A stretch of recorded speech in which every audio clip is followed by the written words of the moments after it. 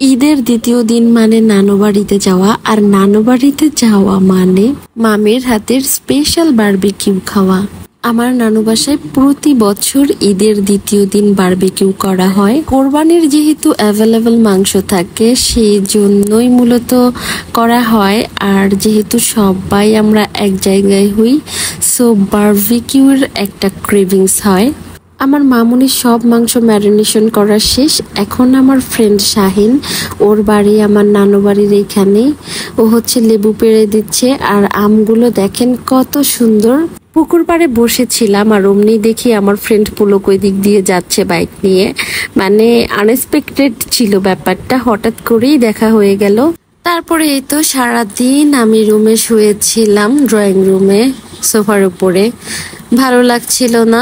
এই তো রাত 12টার দিকে আমাদের বারবিকিউ করা শুরু হয়। আমাদের বারবিকিউ পার্টিটা বেশ ভালোই ছিল, সবাই এখানে বেশ এনজয় করছিল। ঈদ আসলে আনন্দের একটা ব্যাপার, সারা বছরে 2টা ঈদ আসে। আমরা যারা মুসলমান আছি আমাদের কাছে ঈদ একদম ভীষণ স্পেশাল, আর এই স্পেশাল দিনটাকে স্পেশাল ভাবেই পালন করা উচিত। এই দিনের ঝগড়া কান্নাকাটি এইসব একদমই করা উচিত না। যারা প্রকৃত মানুষ তারা কখনোই এই দিনটাকে নষ্ট করবে না, কখনোই না। মানুষের চেষ্টার বাইরে কিছুই নেই, চেষ্টা করলে সবই সম্ভব।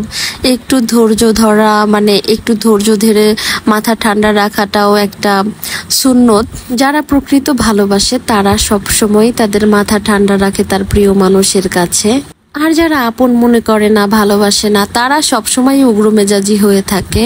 তারা আপনার কষ্টে কখনোই ব্যথিত হবে না, বরং কষ্ট দিয়ে মানে ব্যথা পাওয়াতে বেশি মজা পাবে। আমি ভাই ওই রকম না।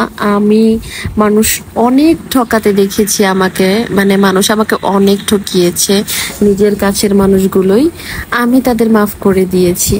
কারণ হচ্ছে গিয়ে মানুষকে যদি আপনি মাফ করেন, এর থেকে বড় শান্তি আর কিছুই হতে পারে না। মনে রেষারেষি এগুলো থাকলে আসলে সুখ শান্তি কখনোই সম্ভব নয়। তবে আমি দেখেছি, আমি যতটা ভাবি মানুষকে নিয়ে, আমি যতটা ভালো রাখার চেষ্টা করি, আমার সাথে ঠিক এমনটা হয় না। আমি যে কি বাজেভাবে ঠকেছি মানুষের কাছ থেকে, তারপরও আমি এমন ব্যবহার করেছি যাতে আমি কোনো কষ্টই পাইনি। আর মানুষকে দেখি সামান্য ব্যাপারে, মানে খুবই ক্ষুদ্র ব্যাপারে এমন ব্যবহার করে, কিন্তু তারা ভুলে যায় তাদের মানে পূর্বের কথাগুলো। যাই হোক, আমাদের বারবিকিউ পার্টি শেষ। এখন আমি চলে যাচ্ছি বাড়িতে। নানু বাড়িতে ঈদ খাওয়াও শেষ হয়ে গেল। আলহামদুলিল্লাহ, এই ছিল। সবাই দোয়া করবেন আমাদের জন্য। আল্লাহ হাফেজ।